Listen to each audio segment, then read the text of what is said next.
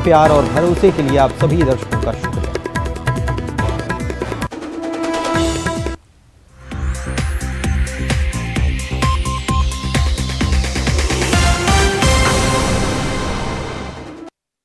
सुप्रभात छत्तीसगढ़ आप देख रहे हैं और आपके साथ मैं हूं पुनीत।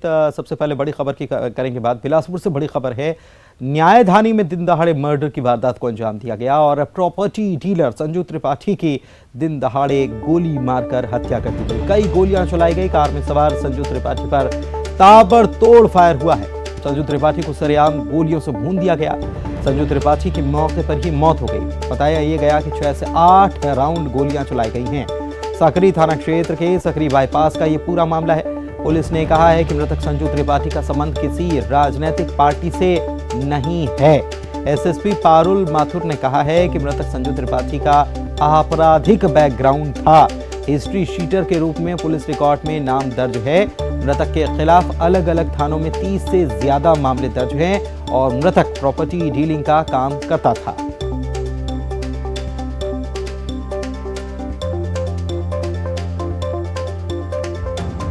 त्रिपाठी जो कि अपनी हेक्टर गाड़ी में तखतपुर की तरफ से अपने फार्म हाउस से वापस आ रहा था। ये सकरी में पेंटीडी बाईपास का पुल से क्रॉस करते ही सकरी की तरफ जब आ रहा था तो वहाँ पे उसकी गाड़ी को अज्ञात वाहनों में बैठे हुए व्यक्तियों के द्वारा रोका गया और वहीं पर उस पर फायरिंग की गई है, जिससे कि घटनास्थल पर ही गोली लगने से उसकी मृत्यु हो गई है। इसमें कार की दोनों तरफ से फायरिंग होने की एक जो दिख रहा है घटनाक्रम वो वैसा प्रतीत हो रहा है। प्रथम दृष्टया इसमें पारिवारिक एक प्रॉपर्टी डिस्प्यूट की बात सामने आ रही है, जो कि मृतक की पत्नी के द्वारा बताया जा रहा है। पुलिस सभी पहलुओं पर जांच कर रही है और आइडेंटिफाई करने का प्रयास कर रही है कि किसने इस घटना को अंजाम दिया है। एग्जैक्ट जानकारी नहीं दी जा सकती है, लेकिन 2 गाड़ियां इसमें इन्वॉल्व थीं क्योंकि दोनों तरफ से ही फायरिंग हुई है। तो इसमें कितने एग्जैक्ट हमलावर थे इसकी अभी आधिकारिक पुष्टि नहीं हो पाई है, लेकिन सभी फुटेज और बाकी माध्यमों से पुलिस घटना तक पहुंचने का पूरा वो कर रही है। मृतक का पूर्व रिकॉर्ड देखा गया है तो सिविल लाइन थाने में ही इसके विरुद्ध करीब 30 अपराध पंजीबद्ध हैं। कई इसमें गंभीर अपराध भी हैं, मर्डर के अपराध भी इसमें सम्मिलित हैं। इसके विरुद्ध पूर्व में एनएसए की कार्रवाई भी की गई है और ये सिविल लाइन थाने की गुंडा सूची में भी सम्मिलित था। इसके कई हो सकता है कि किसी पारिवारिक विवाद के अतिरिक्त भी जो भी अन्य विवाद संभावित हो सकते हैं, इन अपराधों से भी रिलेटेड हो सकते हैं, सभी पर पुलिस अभी खंगाल कर उनकी जांच कर रही है। तो बड़ी बात यह है कि इस शख्स पर, जो मृतक है, इस पर रासुका तक की कार्रवाई पहले की जा चुकी है। लिस्टेड बदमाश बताया जाता है। और मुंगेली से इसी से जुड़ी खबर आपको बता दें कि पुलिस ने यहां भी सभी थाना क्षेत्र की सीमाओं में नाकेबंदी कर दी है और पुलिस अब वाहनों की चेकिंग करने में जुटी हुई है। बिलासपुर में मर्डर करने के बाद हत्यारे फरार हुए हैं और आरोपियों की तलाश में पुलिस जुटी हुई है। और इसी पूरे घटनाक्रम को लेकर अब राजनीतिक बयान भी आ रहे हैं। पूर्व नेता प्रतिपक्ष धर्मलाल कौशिक ने बयान दिया है और हत्या को लेकर उन्होंने सरकार को निशाने पर लिया है। उन्होंने कहा है कि प्रदेश में दिन दहाड़े हत्याएं हो रही हैं। कांग्रेस गौरव दिवस मना रही है और कांग्रेस नेताओं की हत्या हो रही है। ये कैसा गौरव दिवस है कि एक तरफ हम देख रहे हैं कि पूरे प्रदेश में अपराध में लगातार वृद्धि हो रही है, अपहरण की घटनाएं हो रही है, लूट की घटनाएं हो रही है और जिस प्रकार से आज बिलासपुर में कांग्रेस नेता की हत्या हुई है, तो यहाँ पर कांग्रेस की सरकार चल रही है कि गुंडा राज चल रहा है। और देखने के से तो यही अब लग रहा है कि कांग्रेस की सरकार नहीं बल्कि गुंडा राज कायम है। और यही स्थिति यदि रहेगी तो जब कांग्रेस के नेता यदि सुरक्षित नहीं है तो आम जनता कैसे सुरक्षित होंगे। और आइए इसी मसले पर बात करते हैं। हमारे सहयोगी विनोद कुशवाहा हमारे साथ बिलासपुर से सीधे लाइव जुड़ चुके हैं उनसे। विनोद, वाकई में ये सवाल बहुत गंभीर है। पुलिस ने बताया है कि ये शख्स जो है आपराधिक रिकॉर्ड इसका था, 30 से अधिक मामले सिविल लाइन थाने में ही दर्ज हैं, पूरी जानकारी दी है। लेकिन इस प्रकार से दिन दहाड़े वारदात हो जाना अपने आप में बड़े सवाल यहाँ खड़े होते हैं। और पूर्व नेता प्रतिपक्ष तो बार बार अपने जो उन्होंने बाइट दी है उसमें बार बार कांग्रेस नेता कहते हुए नजर आ रहे हैं। देखिए, पुलिस ने साफ तौर पर इनकार कर दिया है कि ये कांग्रेस नेता नहीं थे। उस सीधे तौर पर पुलिस ने इनकार किया है, लेकिन जो हिस्ट्री जारी की है पुलिस ने मृतक संजू त्रिपाठी के बारे में बताया है कि उन पर इससे पहले राष्ट्रीय सुरक्षा अधिनियम के तहत कार्रवाई भी हो चुकी है। इसके अलावा 30 से अलग अलग जो मामले हैं अलग अलग थानों में जिले में दर्ज हैं। तो यानी हिस्ट्री शीटर की जो सूची जारी की है उसमें ये आपराधी प्रवृत्ति का बताया गया है। और ये भी बताया गया कि अभी 2-3 दिन पहले इनके जो बड़े भाई हैं उनके द्वारा सिविल लाइन थाने में एक रिपोर्ट भी दर्ज कराई गई थी, जिसमें प्रॉपर्टी का विवाद बताया गया था।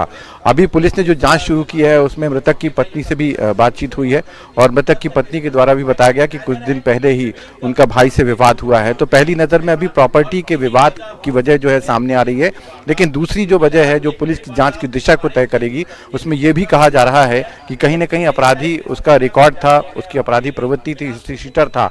तो उस लिहाज से भी कहीं ना कहीं इस हत्याकांड के पीछे कुछ साजिश भी हो सकती है। पुलिस इस बात से भी इनकार नहीं कर रही जो शूटर आए थे वो निश्चित तौर पर प्रोफेशनल किस्म के थे, क्योंकि जिस तरह से उन्होंने हमला किया है कार पर वो पूरी तरह से रेकी किया था। बाहर से ये बुलाए गए शूटर थे। हालांकि बहुत ज़्यादा भी स्पष्ट नहीं है तमाम चीज़ें, लेकिन पुलिस हर दिशा में जांच कर रही है। एसीसी की टीम को इस बारे में लगा दिया गया है। ज़िले और आसपास की जितनी भी सीमाएं हैं उनको पूरी तरह से सील कर दिया गया है। और पुलिस की जो अलग अलग टीम है, सकरी थाने से लेकर के शहरी और ग्रामीण थाने की जो टीम है वो लगातार तफ्तीश में जुटी हुई है।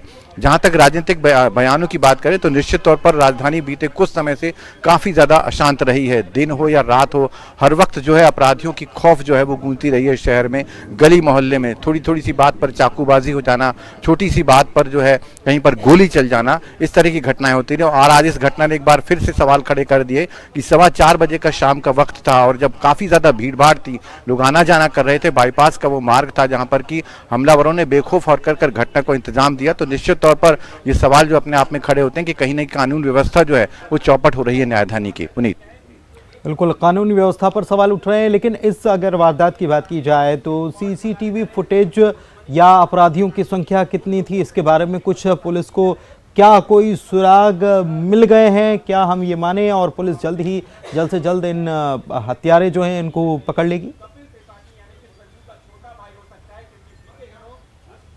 देखिए पुनीत, जहाँ तक हमलावरों की संख्या की बात है तो वो बहुत ज़्यादा अभी स्पष्ट नहीं है पुलिस के पास भी उसकी, लेकिन जिस तरह से जो जानकारी अभी आसपास से जुटाई गई उसमें ये कहा जा रहा है कि हमलावर दो, एक तो वाहन बाइक में सवार होकर के आए थे कुछ हमलावर, और कुछ हमलावर जो है वो कार में बैठ करके आए थे।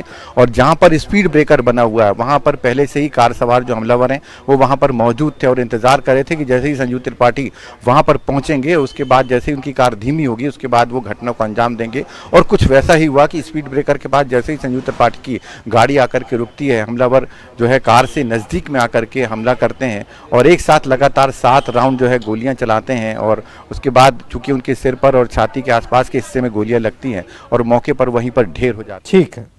ठीक है, बहुत शुक्रिया आपका इस जानकारी के लिए विनोद। आगे भी इस पर जानकारी आपसे लेंगे। प्रदेश व्यापी दौरे के तहत मुख्यमंत्री ने आज महासमुंद जिले के खल्लारी विधानसभा में भेंट मुलाकात की।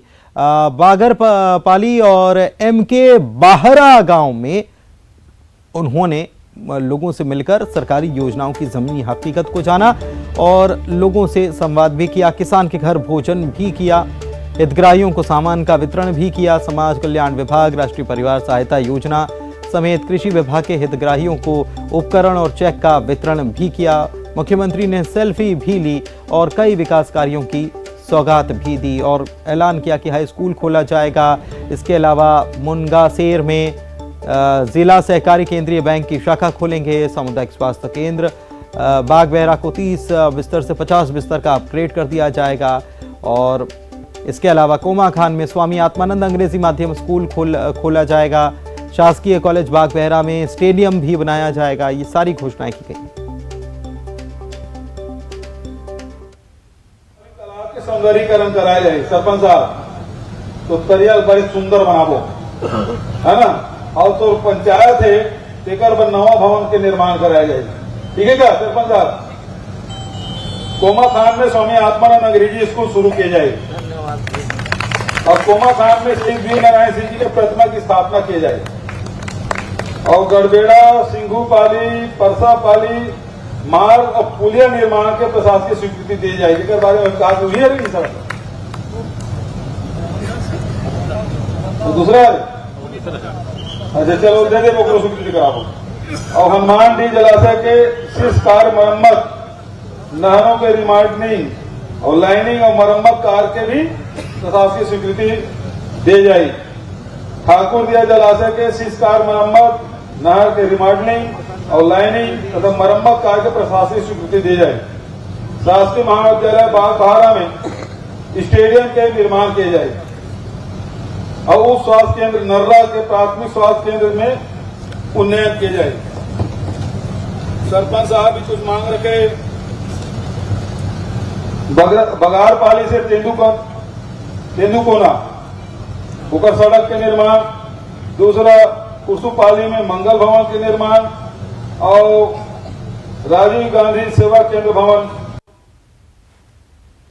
17 दिसंबर को मुख्यमंत्री भूपेश बघेल की सरकार के 4 साल पूरे होने जा रहे हैं और उन्होंने कहा है कि 4 साल में छत्तीसगढ़ का विकास हुआ है, तेजी से हुआ है, हर वर्ग के लोगों की आय को भी बढ़ाया है, जीवन में बदलाव लोगों के आया है।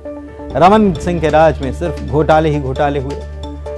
सरकार ने स्वास्थ्य सेवा से लेकर शिक्षा तक में कई बदलाव किए हैं उनकी सरकार ने, उन्होंने कहा, और इसका फायदा लोगों को मिल रहा है। इसके अलावा आरक्षण संशोधन विधेयक पर एक बार फिर से बीजेपी पर वो हमलावर हुए और उन्होंने कहा कि बीजेपी आरक्षण के पक्ष में नहीं है। उन्होंने कहा कि राज्यपाल के ऊपर दबाव बनाया जाता है।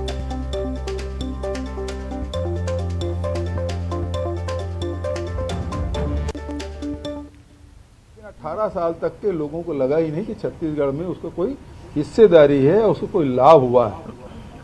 केवल चाउर वाला बाबा मिला जो कि नान घोटाला किया, नान खदान धान सब में घोटाला हुआ। हमारी सरकार बनी 2018 में, उसके बाद से आप देखेंगे किसानों के ऋण माफी हुआ, 25 रुपये क्विंटल में धान खरीदी किए, अन्नदाता के पास पैसा पहुंचा। फिर जो लघु अनुपज है वो 7 प्रकार खरीदी थी, वो 65 प्रकार किए। तेंदुपत्ता 4000 प्रति मानक बोरा के दर से खरीदा गया। तो जो लघु अनुपज संग्राहक है, चाहे आदिवासी हो चाहे परंपरागत रूप से निवासी लोग, वहाँ उन सबके आर्थिक स्थिति में सुधार हुआ।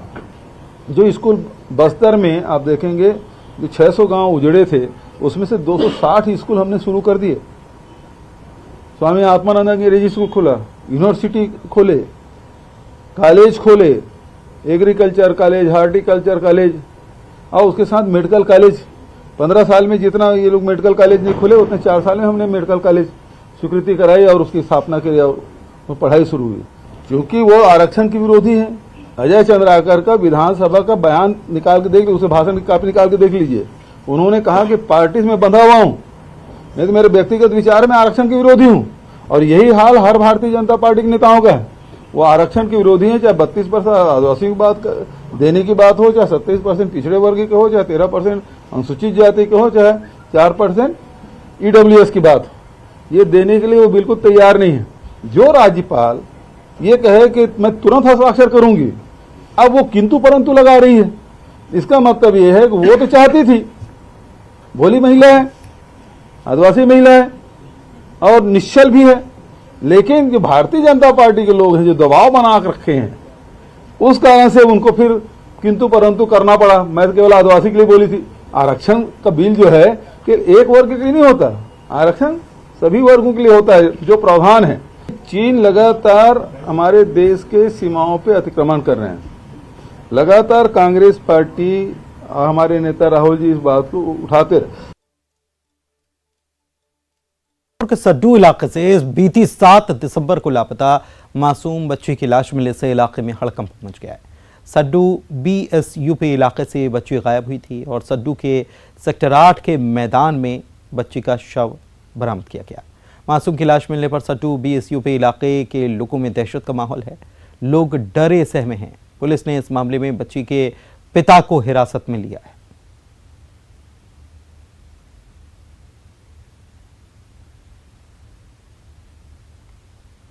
थाना विधानसभा में 7 तारीख को एक 8 साल की बच्चे की गुमशुदगी की रिपोर्ट दर्ज की गई थी। उसके बाद से लगातार पुलिस की टीम जो है उसे ढूंढने का प्रयास कर रही थी। कल शाम को जो है वहाँ से 500 मीटर की दूरी पर झाड़ियों में उस बच्चे की बॉडी मिली है और जो एफएसएल की टीम के द्वारा बताया गया कि प्रथम दृष्टया जो है गला दबाकर जो है उसकी जान ली गई है, जिस पर आज पीएम रिपोर्ट प्राप्त होने पर 302 का मामला भी दर्ज किया जाएगा और इसमें लगातार पुलिस की टीम जो है आरोपी को ढूंढने का प्रयास कर रही है। कुछ सस्पेक्ट लोगों को इसमें हिरासत में भी लिया गया है, उससे पूछताछ की जा रही है और जल्दी मामले का खुलासा किया जाएगा। कवर्धा से खबर आपको बता रहे हैं, इंदौरी हत्याकांड मामले में बड़ा खुलासा हुआ है। युवती की निर्मम हत्या मामले में यह खुलासा हुआ है कि अवैध संबंध के कारण युवती की हत्या की गई और गांव के आरोपी मनोज साहू ने इस वारदात को अंजाम दिया है। आरोप मनोज साहू पर है। पुलिस ने मनोज साहू नाम के शख्स को गिरफ्तार कर लिया। इस पर हत्या का आरोप है।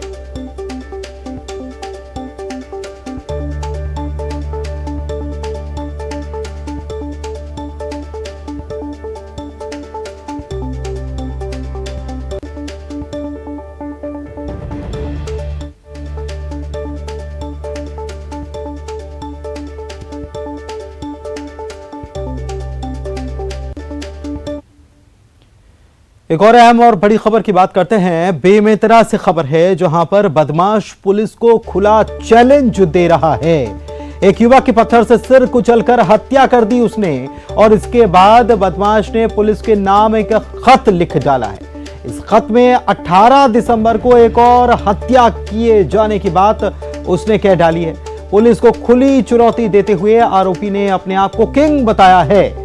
नवागढ़ के खैरी गांव में हुए इस हत्या के बाद से गांव में दहशत का माहौल है। लोग इस डर में हैं कि 18 दिसंबर को किसकी हत्या होगी।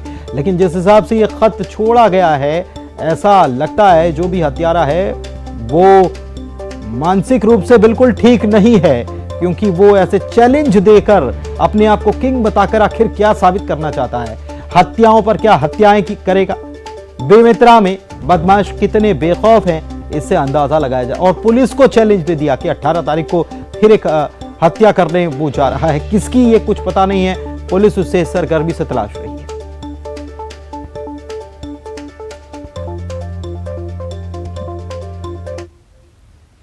और रायपुर से खबर आपको बता दें, 2 जनवरी से ट्रेनों में एक्स्ट्रा कोच मिलेंगे।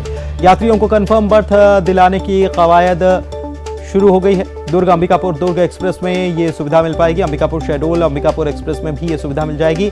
रेलवे ने इसके निर्देश जारी किए हैं। अतिरिक्त स्थायी स्लीपर कोच की ये सुविधा मिल पाएगी।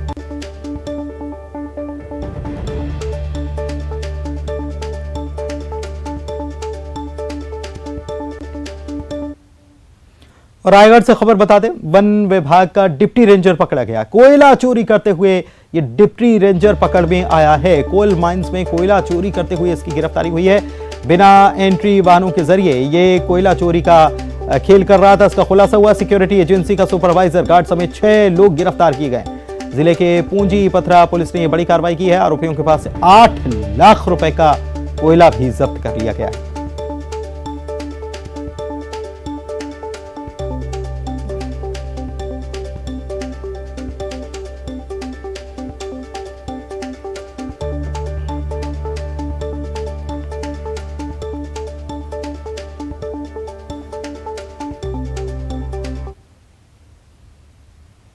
और आइए आप देखेंगे 25 सेकंड में खबरें। महासमुंद के खलारी मंदिर में सीएम भूपेश बघेल ने की पूजा अर्चना। चंडी माता मंदिर में की विधिवत पूजा। प्रदेशवासियों की सुख समृद्धि के लिए की कामना। रायपुर में भाजपाइयों ने जी रोड पर किया चक्काजाम। साइंस कॉलेज ग्राउंड में चौपाटी बनाने का कर रहे विरोध। साइंस कॉलेज ग्राउंड में बनाई जा रही है चौपाटी। बलौदाबाजार में नल जल योजना बनी परेशानी का सबब। पनहदा ग्राम पंचायत में नल जल योजना के लिए खोदे के गड्ढे, गड्ढों में भरे कीचड़ और गंदा पानी। बिलासपुर में कार सवार शख्स की ताबड़तोड़ फायरिंग। हमलावरों ने मारी 7 से 8 गोलियां।